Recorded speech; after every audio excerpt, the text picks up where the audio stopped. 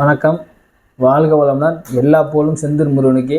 நாம் இப்போ ஆடி மாத ராசி பலனையும் நம்ம பார்க்கக்கூடிய ராசி தனுசு ராசி.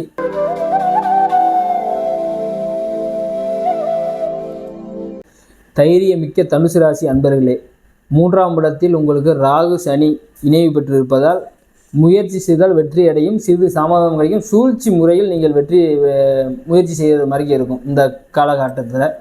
அதே மாதிரி பார்த்தீங்கன்னா 8ஆம் அதிபதி போய் 4ஆம் இடத்துல உட்காந்துருக்கு. அப்போ தாயார் உடல்நலத்தில் சிறிது அக்கறை தேவை.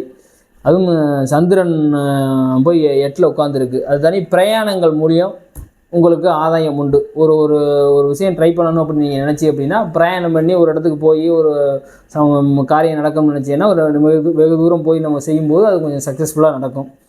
அதுக்கப்புறம் பார்த்தீங்கன்னா 6-11க்கு அதிபதி உங்களுக்கு 6ஆம் இடத்துல வலுப்பட்டு இருக்கிறதுனால் கடன் விஷயத்தில் கொஞ்சம் எச்சரிக்கையாக இருக்கணும். பெண்கள் விஷயத்தில் சிறிது எச்சரிக்கையாக இருக்கணும். பெண்கள் யாரும் கடன் கேட்டாங்கன்னா வாங்கி கொடுக்கக்கூடாது. மனைவியை தவிர வேறு எந்த பெண்ணையும் நாடக்கூடாது. அதே மாதிரிக்கே அதுவும் வலுப்பெற்று சுக்கிரன் தன் சொந்த வீட்டில் உட்கார்ந்துருக்கிறதுனால் கடன் விஷயத்தில் கொஞ்சம் எச்சரிக்கையாக இருப்பது மிகவும் சிறப்பு. அதே மாதிரிக்கே 7-10க்கு அதிபதி 7ஆம் இடத்தில் இணைந்து இருப்பதால் மனைவி இப்போ கல்யாணங்களாக இருந்தால் மனைவி பேரில் சொந்த தொழில் செஞ்சால் கொஞ்சம் சிறப்பாக இருக்கும். புதன் குரு இணைவு வலுப்பெற்று 7ஆம் இடத்துல இருக்கிற காரணத்தால் பார்த்தீங்கன்னா அதுக்கப்புறம் பார்த்தீங்கன்னா உங்களுக்கு 9ஆம் அதிபதி போய் 8ல் உட்காந்துருச்சு.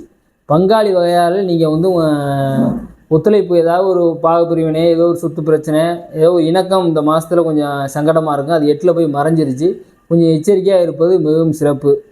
அதே மாதிரிக்கே பார்த்தீங்கன்னா 5-12க்கு அதிபதி பார்த்தீங்கன்னா 9ஆம் இடத்துல பாகிஸ்தானத்தில் போய் உட்காந்துருச்சு. செவ்வாய் கேதுவோட இணைவு.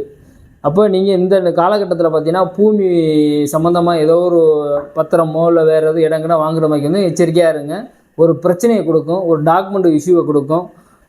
நீங்கள் தொழில் எதுவும் நீங்கள் செஞ்சுக்கணும்னு நினச்சிங்கன்னா உங்களுக்கு பார்த்தீங்கன்னா உங்களுக்கு கேது இணைவில் இருக்கிறதுனால ஆன்மீகம் சம்மந்தமான பூஜை பொருள், கோவிலில் ஒரு மாலை நம்ம மாலை பூக்கடை வைக்கிறது, இது மாதிரி ஒரு ஆன்மீக சம்மந்தமான ஒரு தொழில் செஞ்சீங்கன்னா உங்களுக்கு சிறப்பாக இருக்கும். 5-12க்கு அதிபதி பார்த்தீங்கன்னா உங்களுக்கு 9ஆம் இடத்துல இருக்குது. நம்ம சொத்து வாங்குகிற டாக்குமெண்ட் விஷயத்தில் கொஞ்சம் எச்சரிக்கையாக இருக்கணும். பங்காளி விஷயத்திலும் கொஞ்சம் எச்சரிக்கையாக இருக்கணும். இந்த மாதம் பார்த்தீங்கன்னா உங்களுக்கு 100க்கு ஒரு 65% கொஞ்சம் நற்பலனாக இருக்கும். இந்த மாதம் கொஞ்சம் எச்சரிக்கையாக பார்த்து செயல்பட்டுக்கிறது உங்களுக்கு மிகவும் சிறப்பு. அடுத்ததாக பார்க்கக்கூடிய ராசி பார்த்தீங்கன்னா மகர ராசி.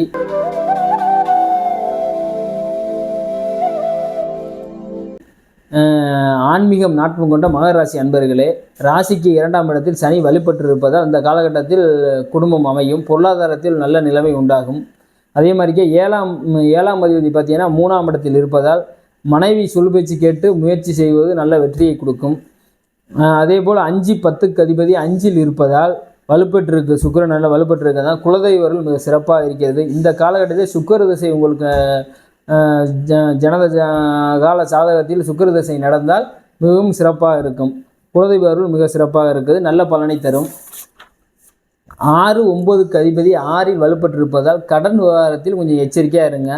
கடன் மட்டும் யாருக்கும் வாங்கி கொடுக்காதீங்க. நீங்களும் யாரும் கடன் வாங்கணும்னு நினச்சிங்கன்னா இந்த மாதத்தை கடந்துட்டு அதுக்கப்புறம் நீங்கள் யோசித்து பண்ணிக்கலாம். சொந்த ஜாதகம் நல்லா செயல்பட்டுச்சு அப்படின்னா அதை பற்றி பிரச்சனை இல்லை.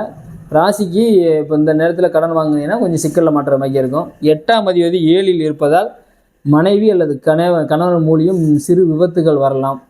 கொஞ்சம் எச்சரிக்கையாக இருக்கவும். வாகனத்தில் செல்லும்போது மெதுவாக செல்வது மிகவும் நல்லது. 4-11க்கு அதிபதி 8ல் இருப்பதால் திடீர் விபத்துகள் வரலாம்.